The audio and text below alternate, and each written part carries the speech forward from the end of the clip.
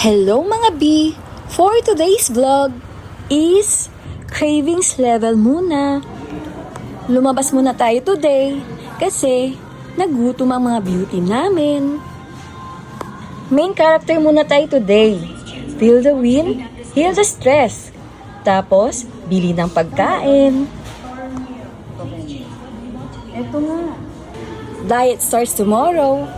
Today, happy tummy muna. Bagong burger set nga pala to sa loterya. At masarap siya mga B. Siyempre, hindi complete ang healing era kung walang Starbucks.